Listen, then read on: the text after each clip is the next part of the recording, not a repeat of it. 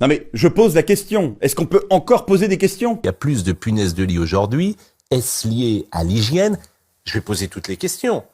Il y a beaucoup d'immigration en ce moment. Le Just Asking Questions. Technique préférée des manipulateurs. Parce que vous savez ce qui est plus dangereux qu'un mensonge? Une question piège, qui ne cherche pas la vérité, mais qui installe le doute comme un ver dans un fruit pourri. Pascal Praud, les théoriciens du complot, les populistes de salon, tous utilisent la même technique, poser une question, mais pas n'importe comment. Une question qui ne demande rien, mais qui affirme tout. Vous l'avez déjà entendu. Vous trouvez pas ça bizarre que les vaccins aient été développés si rapidement? Et sans laisser le temps de répondre? Et si les labos nous cachaient des effets secondaires pour faire plus de profit? Le problème, c'est que cette technique est utilisée par des gens qui ont une influence réelle sur l'opinion publique. Prenons notre ami Pascal Praud, un maître en la matière. Il pourrait vous dire: il est là, le réchauffement climatique, moins 3 degrés ce matin dans les Yvelines. Bon, bien sûr, il ne fait que nous inciter à la réflexion. Ça peut sembler anodin, mais c'est en réalité une forme de manipulation cognitive redoutable. Pourquoi? Parce que ces questions répétées créent ce qu'on appelle l'effet de vérité illusoire. Plus vous entendez quelque chose, même sous forme de question, plus votre cerveau a tendance à le considérer comme vrai. C'est comme ça qu'on finit par douter de faits scientifiquement établis. Et le pire, c'est que ça sape la confiance du public envers les experts et les institutions. Alors, comment se protéger de cette technique? Première étape, reconnaissez-la. Si quelqu'un vous bombarde de questions douteuses, méfiez-vous et entendez. Je dis ça, hein,